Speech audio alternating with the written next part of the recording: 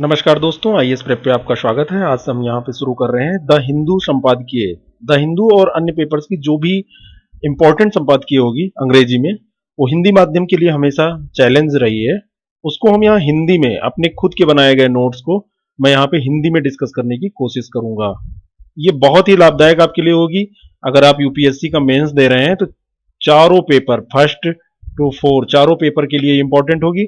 और खास करके अगर आप ये नहीं भी दे रहे हैं तो खास करके निबंध में तो आपको बहुत ही ज्यादा इंफॉर्मेशन मिल जाएगी। प्री के लिए ये इंपॉर्टेंट है ही है, इंटरव्यू के लिए तो बहुत ही ज्यादा इंपॉर्टेंट है। आइए देखते हैं, आज ये पहला दिन है। आज 1 अगस्त की संपादकीय को हम एडिटोरियल को डिस्कस करेंगे हिंदी में। मेरे खुद के बनाए गए नोट्स हैं।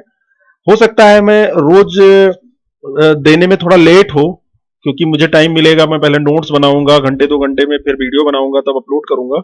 लेकिन मैं, अगर ये सही आप लोगों ने रिस्पांस किया तो इसको रेगुलर जारी रखना चाहता हूं। और आज ये पहला दिन है, देखता हूं क्या आप लोगों को कैसा लगता है, पसंद आती है कि नहीं। आइए देखते हैं। पहला संपादकीय इसमें देखा जाए तो जो मैंने नोट्स बनाया है उसमें था रूस और अमेरिका के संबंध के बारे में। इसमें चर्चा की गई थी कि रूस और अमेरिका के संबंध कैसे।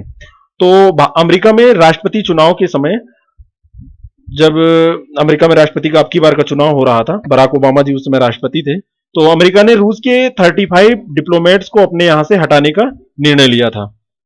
ठीक है ना। और जब ये निर्णय ऐसा होता है तो आप समझ लीजिए कि ये दोनों, किसी भी देश के बारे में जब ऐसा निर्णय लिया जाता है तो संबंध में समझ लीजिए कुछ गड़बड़ियां आ रही हैं। उस समय रूस ने कुछ नहीं बोला, वहां के राष्ट्रपति भी शांत रहे। लेकिन फिर से रूस के ऊपर अमेरिका ने कुछ बाध्यताएं लागू की, और ये बाध्यताएं यूरोपियन यूनियन ने बहुत सारे इकोनॉमिक सेंक्शन लगा के रखे थे। बहुत सारे सैंक्शन उन पे जब लगे तो उन पे, उनकी अर्थव्यवस्था पे असर पड़ा। अमेरिका ने फिर और लगा दिए ऊपर से। तो जब ये बाध्यताएं लागू हुई, उनको बाध्य किया गया, तो उसके जवाब में, उसके परिणाम स्वरूप रूस ने भी अमेरिका के 700 से ज्यादा, 755 ये थे, 755 संख्या इसमें इंपॉर्टेंट नहीं है, बस मुद्दे को जानना महत्वपूर्ण है। तो 700 से ज्यादा डिप्लोमेट्स को कहा कि अब आप इसको यहां से बुला लीजिए, और वहां से भेजने का निर्णय ले लिया। अब जो भी रूस पे पाबंदियां लगी हैं उसका रूस पे तो बुरा प्रभाव पड़ेगा ही, क्योंकि रूस की जो इकोनॉमी है इस समय गड़बड़ चल रही है, काफी नीचे चल रही है। और अमेरिका पे उतना कोई प्रभाव पड़ने वाला नहीं है, क्योंकि अमेरिका जो यूएस है, यूएस की तो आप समझ लीजिए कि ये बहुत बड़ी अर्थव्यवस्था है, सबसे बड़ी अर्थव्यवस्था है, बिगेस्ट है। तो ऐसे में इनके ऊपर प्रभाव नहीं पड़ेगा, लेकिन रूस पे प्रभाव पड़ेगा। लेकिन यहां इंपॉर्टेंस क्या है? इंपॉर्टेंस ये है कि भारत या विश्व के लिए इसका क्या इंपॉर्टेंस है, हमको ये देखना है। तो दक्षिण कोरिया की जैसे समस्या है, अफगानिस्तान की समस्या है। जैसे अफगानिस्तान में माना जा रहा है कि वहां पे शांति चाह रहा है, यूएसए कह रहा है कि हम यहां पे शांति बहाली करेंगे, लेकिन वहां के जो गड़बड़ करने वाले लोग हैं उनकी रूस मदद कर रहा है। बार बार वहां पे ये ऐसी सूचनाएं आती हैं कि वहां पे उनकी रूस मदद कर रहा है, तालिबानियों की मदद कर रहा है। ऐसे दक्षिण कोरिया में, दक्षिण कोरिया जब देखो तब अपना एक मिसाइल तैनात कर देता है। यह माना जाता है कि अगर रूस और अमेरिका दोनों मिलकर इन समस्याओं का समाधान करते हैं तो जल्दी सॉल्व होती हैं। हमेशा का ये रहा है। अगर ऐसा इनके बीच में विवाद होगा तो ऐसी समस्याएं बनी रहेंगी जो वैश्विक परिदृश्य में खतरनाक है। तो ये था, आप इसको ध्यान में रखिए। इस पे ऐसे लेख आते रहेंगे, हम लोग अपनी न्यूज अपडेट करते रहेंगे। आगे बढ़ते हैं तो ये देखिए, भारत में बाढ़ की समस्या। इस समय आप देख रहे हैं भारत में बाढ़ की समस्या है। असम, गुजरात और राजस्थान के कुछ हिस्सों में बहुत ज्यादा बाढ़, तबाही मची। 600 से ज्यादा लोग मर गए हैं, मृत्यु हो गई इनकी। और मानसून इनका महत्वपूर्ण कारक है। बाढ़ का हमेशा मानसून महत्वपूर्ण कारक, बाढ़ और सूखा दोनों का महत्वपूर्ण कारक होता है मानसून। जब भी आप लिखें तो इनको आप लिख सकते हैं।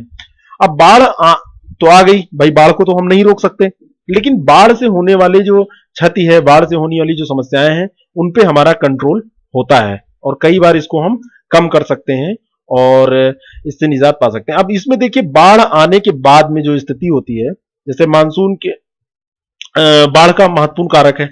बाढ़ आने के बाद सरकारों का जो राहत कार्य है, वो आप देखें तो राज्य का भी एक आपदा राहत कोष होता है, लेकिन अच्छे से इस्तेमाल इसका नहीं किया जाता। राज्य हमेशा लापरवाही बरतते हैं, और जब बाढ़ आती है तो कहते हैं कि लाइए हमको अब आप दीजिए, पैसा दीजिए। सेंट्रल गवर्नमेंट से पैसे मांगते हैं और कहते हैं हमारे पास पैसे नहीं, हम कहां से खर्च करें। तो ये एक समझ लीजिए अपने से बला को टालना होता है, और इसी के कारण दोनों में विवाद उत्पन्न हो जाता है, राज्य और केंद्र सरकार में, कि उन्होंने पैसा नहीं दिया इसलिए हमने।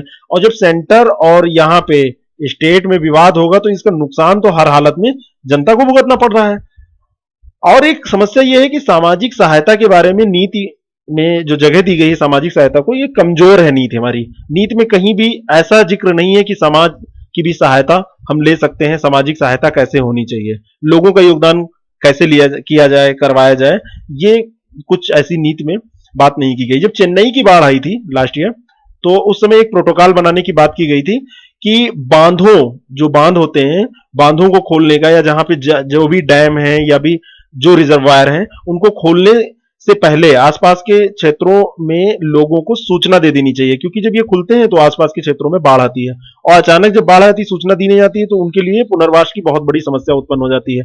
अब वो लोग अपनी जान माल की क्षति कैसे कैसे करें, सब बहुत बड़ी समस्या होती है। अगर पहले से सूचना दे दी जाए तो वो इधर उधर जा सकते हैं, लेकिन इसका भी पालन नहीं किया जाता है इस लेख में, ऐसा बताया जा रहा है।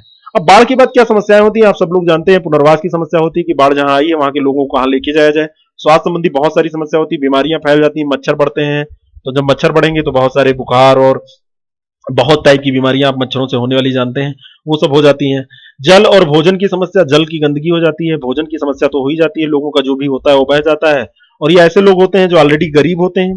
बहुत बार अधिकतर बाढ़ ग्रस्त जो रेगुलर बाढ़ आने वाले क्षेत्र हैं, वहां पे रहने वाले लोग नॉर्मली गरीब ही होते हैं, उनके पास इतनी पैसे इतने नहीं होते हैं कि वो तुरंत जाके नई जगह पे अपना घर बनवा लेंगे या ऐसा कुछ कर लेंगे, है ना। और बच्चों की देखभाल की बहुत बड़ी समस्या हो जाती है। बच्चे ऐसे हैं, बच्चे और बूढ़े, जो दूसरों पर निर्भर करते हैं। अब जब व्यक्ति अपना खुद परेशान है तो बच्चों की केयर कैसे करेगा। और गवर्नमेंट इन सब चीजों पे क्या करती है, गवर्नमेंट क्या करती है, बस बाढ़ राहत कार्यक्रम एक चालू करेगी और कहेगी बस इतना 2-2 लाख रुपया, जो बाढ़ में लोग मरे हैं, जिनकी मृत्यु हुई है, उनके परिवार को 2-2 लाख रुपए की सहायता, 3-3 लाख रुपए की सहायता, ऐसा करके और अपना पल्ला झाड़ लेती है। तो इस लेख में ये कहा जा रहा है कि ये ऐसा नहीं करना चाहिए। गवर्नमेंट को करना क्या चाहिए, बाढ़ के कारणों का पता लगाना चाहिए, बहुत बार पता भी होते हैं, और अच्छे से करना चाहिए बाढ़ के कारणों की जांच पड़ताल। बाढ़ आने की पूर्व की सूचना प्रणाली को और सुदृढ़ करने की जरूरत है, और बाढ़ आने के समय की आवश्यकताओं की पूर्व तैयारियां कर दी जाएं। जैसे बाढ़ आएगी तो पता है कि वहां पे ऐसी ऐसी समस्याएं होंगी, स्वास्थ्य की समस्या, पुनर्वास की समस्या, जल और भोजन की समस्या, है ना, देख रेख की समस्या, तो ये सारी तैयारियां पहले कर ली जाए। समाज के लोगों को बाढ़ से संबंधित नीति बनाने में जगह दी जाए। आसपास के लोग अगर इसमें मदद करें तो ज्यादा अच्छे से कार्य हो सकता है, ठीक है ना। तो उनको जगह दी जाए और उनकी मदद बहुत महत्वपूर्ण हो सकती है। तो ये लेख था, आप इसको ऐसे में यूज कर सकते हैं, आप इसको जहां भी जीएस में ऐसे प्रश्न आते हैं आप इसको उपयोग कर सकते हैं। आपसे बाढ़ पे कोई प्रश्न पूछा जाता है इंटरव्यू में, तो वहां पे आप इसके जवाब दे सकते हैं। अगला आर्टिकल देखते हैं, ये था केंद्रीय बैंक। केंद्रीय बैंक हमारा क्या है, reserve bank of India, RBI से संबंधित है। और अभी हाल में आपने पढ़ा होगा कि सरकार ने इन्फ्लेशन पे मॉनेटरी पॉलिसी कमेटी गठित की। इसमें क्या हुआ था कि 6 लोगों की ये कमेटी है, और 6 में 3 लोग जो हैं ये गवर्नमेंट के हैं, और 3 लोग जो इसमें हैं ये आरबीआई के हैं। तो ये 6 लोगों की कमेटी, इसका काम क्या था। अब इसका काम ये था कि पहले जो आरबीआई काम करती थी, इस लेख में ये इन्होंने ये मुद्दा जो उठाया मैं आपको बताऊं, क्योंकि पहले ये कह रहे हैं कि रोजगार, गरीबी, महंगाई सबको आरबीआई देखता था, लेकिन अब आरबीआई को क्या कर दिया गया कि तुम केवल मॉनेटरी पॉलिसी, इन्फ्लेशन पे मॉनेटरी पॉलिसी बनाओगे, उसी को गवर्न करोगे। तो ये कह रहे हैं कि आरबीआई अब इन्फ्लेशन टारगेटिंग बैंक बन गया है, यानी कि केवल ये इन्फ्लेशन को टारगेट करने की यही काम ये केवल कर रहा है, यही एजेंसी बन गया है ये, ठीक है। तो गवर्नमेंट ने कहा क्या है कि 2 से 6%, यानी 2 से 6% के बीच में आपको इन्फ्लेशन रखना है, ठीक है। शुरू के दिनों में तो ये सफल रहा ये काम करने में, 2 से नीचे ये ले, है ना, मतलब 2 से 6 के बीच में था, लेकिन अब अभी हाल में देखेंगे आप, लगातार ये पेपर में रहा है कि 2 से नीचे आ गया है। ऐसे ही पहली बार देखा जाए, ये वैश्विक स्तर का उदाहरण दे रहे हैं, तो ये कह रहे हैं कि बैंक ऑफ इंग्लैंड को पहला बैंक था ये जिसको ऐसा कार्य दिया गया था, यही इन्फ्लेशन को कंट्रोल करने के लिए मॉनेटरी एक कमेटी बनाई गई थी। तो ऐसा कार्य, लेकिन ये भी असफल हो गया था, ये भी क्या हो गया था, ये भी फेल हो गया था। अब फेल क्यों हो गया था, क्योंकि इसको भी ये जानकारी नहीं थी कि कैसे क्या किया जाए इसमें, है ना, क्योंकि ये इतना आसान नहीं होता है। ये होता क्या है, अगर रियलिटी में देखें तो जब आउटपुट बढ़ता है तो इकोनॉमिक आउटपुट जब बढ़ेगा तो इकोनॉमिक पोटेंशियल से ज्यादा होगा, अगर आउटपुट तो इन्फ्लेशन बढ़ेगा, ऐसा मानना है आरबीआई का। आरबीआई कहता है कि जब आउटपुट बढ़ जाएगा, यानी कि उत्पादन जब अगर बढ़ जाएगा, ज्यादा हो जाएगा, किससे, ये साइन जो लगा है, यानी कि ज्यादा हो जाएगा इकोनॉमिक पोटेंशियल से, है ना, जितनी हमारी आर्थिक क्षमता है, पोटेंशियल है, तो उससे अगर ये ज्यादा हो जाएगा तो क्या होता है, इन्फ्लेशन बढ़ेगा। तो ये कहते हैं कि इन्फ्लेशन तो बढ़ जाएगा, ये आरबीआई कहता है। लेकिन ये जो लेखक है इसके इस आर्टिकल के, कह रहे हैं ये गलत बात है। आउटपुट को, और गलत क्यों है? क्योंकि इनका ये आधार गलत है, क्योंकि आउटपुट को अच्छे से मापा नहीं जा सकता। आउटपुट कितना कब हो रहा है अच्छे से हम नहीं माप सकते, ऐसी मैकेनिज्म हमारे पास नहीं है, और समय समय पर ये बदलता रहता है। जैसे अच्छा मानसून हो तो अच्छी पैदावार होगा, आउटपुट बढ़ जाएगी। और जबकि आरबीआई लोगों की मांग पर आधारित नियम अपनाती है कि लोगों की जितनी डिमांड होगी उसी हिसाब से ये बताते हैं कि इतना हुआ, इतना कम हुआ, है ना। और ब्याज दर बढ़ाना या घटाना ये किस पे निर्भर करता है? ये लोगों की डिमांड पे ही। अगर लोगों की डिमांड बहुत ज्यादा बढ़ने लगती है तो ये क्या करते हैं? ब्याज दर को बढ़ा देते हैं, कहते हैं कि अब महंगा ब्याज पे लोन हम देंगे, लोन महंगा हो जाएगा, लोग कम लोन लेंगे, लोगों के पास पैसा कम हो जाएगा, तो मांग क्या हो जाएगी? कम हो जाएगी। और जब मांग कम हो जाती है तो ये ब्याज दर घटा देते हैं और कहते हैं कि अब जब ब्याज दर हम घटा देंगे तो लोग ज्यादा लोन लेंगे, और लोन जब ज्यादा लेंगे तो धीरे धीरे वो कंज्यूमर उनकी करने की क्षमता बढ़ जाएगी। ठीक है, तो आरबीआई को निर्माण, रोजगार आदि पर भी ध्यान देना चाहिए, ये नहीं देती है, ऐसी बात ये लेख में कहा गया है। इसका उपयोग आप जहां भी हो कर सकते हैं। आगे देखते हैं, लोकसभा में सीटों का आवंटन, ये इंपॉर्टेंट है, पीटी में भी पूछा जा सकता है। आर्टिकल 81 है, इसमें लोकसभा में 550 से ज्यादा सीट नहीं होंगी, ऐसा कहा गया है। और इनका आवंटन कैसे किया गया प्रदेश स्तर पे? तो इसमें जिस प्रदेश में जितनी जनसंख्या उतनी सीट, ऐसा नियम बनाया गया। लेकिन 1976 आते आते इस नियम पर रोक लगाई गई। ठीक है ना, क्योंकि अब इसमें जैसे बहुत सारे स्टेट है, मान लीजिए केरल है, तो केरल या दक्षिण भारत के और सारे स्टेट ये अपनी जनसंख्या पे कंट्रोल कर रहे हैं। ठीक है, तो अब इनकी जनसंख्या पे अगर कंट्रोल हो गया तो इनको जनसंख्या जब कम हो जाएगी तो इनको कम सीटें मिलेंगी। उत्तर प्रदेश जैसी जो जनसंख्या की फैक्ट्री है तो उसमें क्या होगा? जनसंख्या बढ़ती चली जाएगी। तो यहां पे यूपी जैसी जगहों पे, यूपी में पता चले कि एमपी बहुत ज्यादा बढ़ जाएंगे। ठीक है ना, और यहाँ पे केरल ओरल में उसके अनुपात में बहुत कम हो जाएंगे, या दक्षिण भारत के और भी कोई भी स्टेट जो ऐसा कर रहा है। तो इसको 76 में एक परिवर्तन कर दिया, सरकार को लगा कि ये गड़बड़ है, और 42वें संविधान संशोधन के अंतर्गत, और कहा गया कि 2026 तक, पहले 2000 तक किया गया, उसके बाद में इसको बढ़ाकर 2026 तक कर दिया गया। कहा गया कि 2026 तक इसमें कोई परिवर्तन नहीं होगा, जितनी सीट है इतनी ही रहेंगी। लेकिन 26 वाली सीमा समाप्त हो रही है, और ये जो है 1931 की जनगणना जब आएगी 26 के बाद में, 1931 की, सॉरी, ये 1931 नहीं, 2031 होना चाहिए, ये गलत लिख गया है। 2031 की जब जनगणना आएगी तो इसमें क्या होगा? फिर मांग करेंगे स्टेट की, अब तो वो सीमा खत्म हो गई, तो अब बढ़ाइए। तो आप एक स्थिति देखिए कि 1976 में 27 करोड़ मतदाता थे, और 2001 में अगर हम इस समय देखें तो 83 करोड़ मतदाता हैं। जनसंख्या आप देखिए ना कितनी बड़ी है। और यहाँ पे इंग्लैंड में देखें तो 1 लाख पर एक एमपी मिलता है, और इंडिया में बहुत सारे ऐसी कॉन्स्टिट्यूंसी है जहां पे 15 करोड़ पे एक एमपी, यानी कि इतना बड़ा संसदीय क्षेत्र है, 15 करोड़ जनसंख्या पर एक एमपी।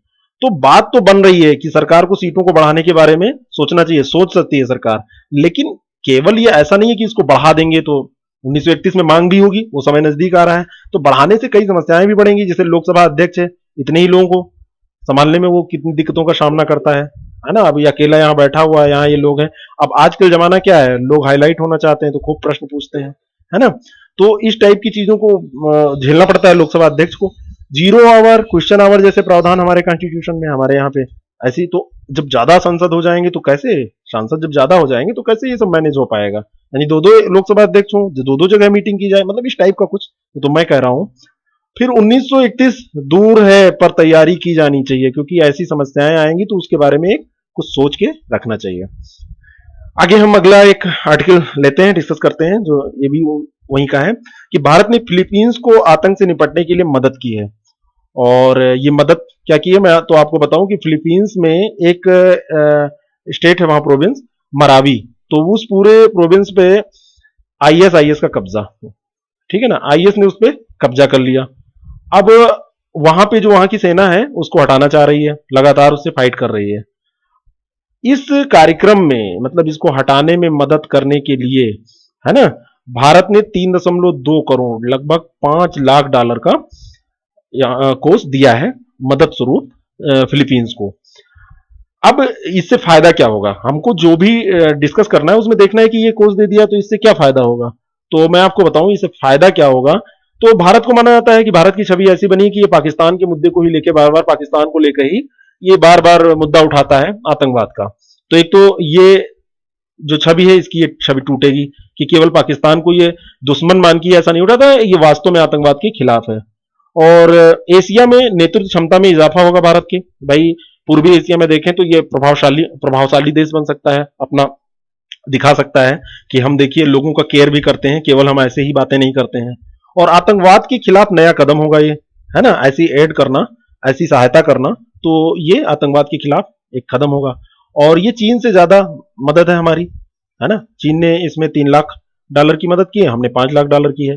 तो ये तो ठीक है, लेकिन चाइना से निपटने के लिए केवल इतने से ही काम, चाइना की बराबरी करने के लिए, सॉरी, निपटने के लिए नहीं, तो बराबरी करने केवल इतने से काम नहीं चलने वाला है, क्योंकि इंफ्रास्ट्रक्चर में चाइना ऑलरेडी बहुत सारा वहां पे इन्वेस्टमेंट कर रखा है चाइना ने। तो भारत को भी ऐसी कोशिशें करनी चाहिए। आइए देखते हैं अगला, एक विसिल ब्लोअर के बारे में आज एक आर्टिकल दिया हुआ था, तो उस आर्टिकल में देखते हैं क्या था।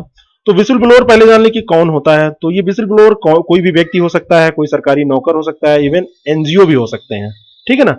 होते क्या है, तो ये विसिल ब्लो यानी सीटी बजाना, तो ये सीटी बजाते हैं जब इन्हें कोई भ्रष्टाचार लगता है कि हो रहा है या होने वाला है, तो सीटी सीटी बजाने का मतलब है सूचना देना। सीटी नहीं बजाने लगते हैं कि ऐसे सीटी लिए बजाने लगे, तो ये सीटी तो बजा देते हैं, लेकिन उसके बाद क्या होती है आप जान ही रहे हैं कि जो भी भ्रष्टाचारी होते हैं वो कोई छोटे मोटे इंसान तो होते नहीं है, काफी उनके पास बाहुबल होता है और पैसे भी होते हैं उनके पास, क्योंकि भ्रष्टाचार करते हैं, तो इनकी जान को खतरा हो जाता है।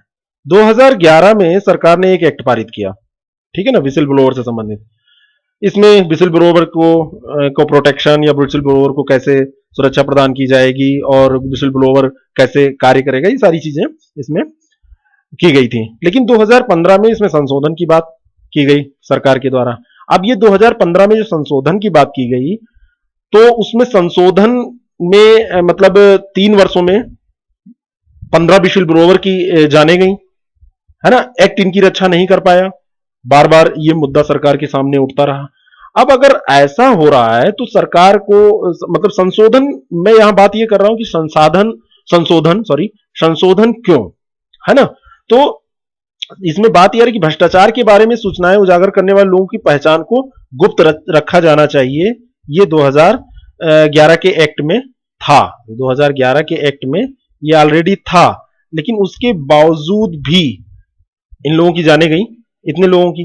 जैसे एक सत्येंद्र दुबे का केस इसमें दिया हुआ है कि ये national highway authority of India, है ना, एनएचएआई की मैनेजर थे। 2003 का ये केस है, वाजपेयी जी की गवर्नमेंट उसमें थी, और इन्होंने भ्रष्टाचार के खिलाफ पीएम को एक खत लिखा, और इसमें ये जानते थे कि इनकी जान को खतरा है, तो इन्होंने खत में अपनी पहचान छुपाने की बात कही और कहा कि हमको खतरा है जान का, तो हमारी पहचान छुपा ली जाए। लेकिन वहां से ये विजिलेंस के पास गया ये लेटर, और वहां से इसको भेजा गया एनएचएआई के प्रमुख के पास भेज दिया गया, और बाद में इनकी बात खुल गई होगी और इनकी हत्या कर दी गई। वाजपेयी सरकार बहुत सारे सवालों के घेरे में आ गई। सरकार ने कहा कि इसमें सरकार की गलती नहीं है और ये भ्रष्टाचारियों के द्वारा किया गया है, सरकार इसकी जांच कराएगी जो भी, लेकिन अब इनकी जान तो चली गई। तो बात ये हो रही थी कि इस एक्ट में ऐसा प्रावधान था, उसके बावजूद भी ऐसा हुआ। 2011 के एक्ट में अगर ऐसा प्रावधान है और फिर भी ऐसा हो रहा है, तो कुछ ना कुछ तो इसमें खामियां ही हैं। इसमें यह भी बात होती है कि पुलिस सुरक्षा है, अगर विसिल ब्लोअर कोई सूचना उजागर करता है तो पुलिस की सुरक्षा उसको दी जाती है ना। लेकिन ये बातें केवल एक्ट तक सीमित हैं, और इसमें ये 3 उदाहरण दिए हैं कि राम ठाकुर, नंदी सिंह और अमित जेठवा, ये 3 लोग थे जिन्होंने पुलिस प्रोटेक्शन की मांग ये करते रहे, मांगी थी पुलिस प्रोटेक्शन की हमको दी जाए क्योंकि हमारी जान को खतरा है, लेकिन इनकी हत्या कर दी गई। अब बताइए संशोधन क्यों और क्या क्या हो रहा है। तो संशोधन की तो जरूरत है कि इनकी और अच्छे से इनको ले लें, लेकिन हो क्या रहा है ये हम देखते हैं, ठीक है ना। ये बात मैं वहां कर रहा था कि संशोधन क्यों हो रहा है, क्या हो रहा है। तो हो क्या रहा है, ये बड़ा अजीब है कि देश के खिलाफ या गोपनीय सूचना जो संप्रभुता के, देश की संप्रभुता के खिलाफ हो, अगर ऐसी कोई सूचना इनके द्वारा बताई जाएगी विसिल ब्लोअर के द्वारा कि ऐसा ऐसा हो रहा है और उससे देश की संप्रभुता को खतरा है, तो इनको दोषी माना जाएगा, विसिल ब्लोअर को ही दोषी मान लिया जाएगा, और 14 वर्ष को की इनकी जेल की व्यवस्था गवर्नमेंट ने संशोधन में की। वही है कि यदि दी गई सूचना, अगला है कि आरटीआई के तहत नहीं मांगी गई है, निकलवाई गई है। जैसे आपने कोई सूचना जारी कर दी, आप विसिल ब्लोअर हो और आपने जो सूचना आपको कहीं से मिली है, आप किसी ऑफिस में काम करते हैं या कहीं से कोई स्रोत रहा है, आपको मिली और आपने इसको किया कि ऐसा ऐसा होने वाला है, तो सरकार आपसे सबसे पहले पूछेगी क्या यह सूचना आरटीआई से मांगे हो, और अगर आरटीआई से ये सूचना नहीं, तो सरकार कह रही है कि इसको तो हम नहीं मानेंगे, भ्रष्टाचार हो रहा है, ये हम कुछ नहीं मानेंगे, यानी कि इसको मानने से इनकार कर रही है। और सरकार कोशिश ये कर रही है कि आरटीआई एक्ट और विसिल ब्लोअर एक्ट को एक में मतलब इंटरडिपेंडेंट कर दिया जाए, एक में मिला दिया जाए, जिसकी कोई वास्तव में आवश्यकता नहीं है। आरटीआई अलग चीज है है ना। बहुत बार आरटीआई से हम अच्छा काम करते हैं, लेकिन यहाँ पे तो आरटीआई का ये गलत हो जाएगा कि आरटीआई के तहत ही मांगी जाना चाहिए। कोई जरूरत नहीं है कि भाई आरटीआई के तहत ही हमको सूचना मिली है, अलग से भी हमको सूचना मिल सकती है। दूसरा ये कह रहे हैं कि अगर नाभिकीय संयंत्रों संबंधित या नाभिकीय कोई सूचना होगी तो ये नहीं दी जा सकती। इसके तहत इसका उजागर, अगर इसमें भ्रष्टाचार हो रहा है तो इसको उजागर अगर करोगी तो देश की सुरक्षा को खतरा हो जाएगा, क्योंकि उसमें बहुत सारे ऐसी चीजें लोगों को पता चल जाएंगी। तो इसमें बात यह है कि अगर ऐसा है तो आप इसको ऐसी सूचना को ओपन क्यों होने दिया जाए। सूचना को एक लिफाफे, बंद लिफाफे में ये सील हो, इसकी व्यवस्था की जाए, और ये जहां भेजी गई है सूचना वही लोग पढ़े, इधर उधर ये न फैलने पाए, है ना। इस टाइप की व्यवस्था की जानी चाहिए। अगर सरकार के समक्ष सूचना प्रस्तुत हो रही है तो उसकी सुरक्षा के तहत सील लिफाफे में की जाए, ऐसा इसको खत्म नहीं करना चाहिए। तो ये थोड़ा सा गलत हो रहा है एक टाइप से। तो लेकिन अभी ये राज्यसभा में पास नहीं हो पाया है, राज्यसभा में आने वाला है बिल। तो इन संशोधनों पर विचार करने के लिए ये बात हो रही है कि इसे सेलेक्ट कमेटी के पास भेज देना चाहिए और वहां पे ये उस पर विचार करें। तो इसमें जो भी संशोधन होंगे वो आगे लिखा आएगा, हम देखेंगे, या अभी जब संशोधन होंगे तब, है ना। तो ये सारा आज का लगभग आर्टिकल ये समाप्त हुआ, बहुत इंपॉर्टेंट है। आईएएस प्रेप से आप जुड़े रहें। अगर इसमें रिस्पांस अच्छा आता है तो इसको मैं आगे जारी रखूंगा, कि आप लोगों को फायदा हो रहा है, मैं ये मानूंगा। और चैनल को आपने सब्सक्राइब कर रखा होगा तो आपको सूचना मिलती रहेगी। आप बेल आइकॉन भी यूज कर सकते हैं सूचना पाने के लिए। और अगर आपको ये पसंद आया तो लाइक शेयर करिए। अगर ये आप चाहते हैं इसको मैं कंटिन्यू रखूं तो कुछ हमको भी प्रोत्साहन दीजिए। और ये जो नोट्स हैं, आप अगर इसका चाहते हैं कि पीडीएफ आपको मिल जाए ऐसे ही कि आप इसको रिवीजन कर सकें, तो ये लिंक दी हुई है, ये ग्रुप है एक आईएएस प्रेप का, उसकी लिंक है, इस पे जाके उस ग्रुप को ज्वाइन कर लीजिए। आज के लिए बस इतना ही, बहुत बहुत धन्यवाद।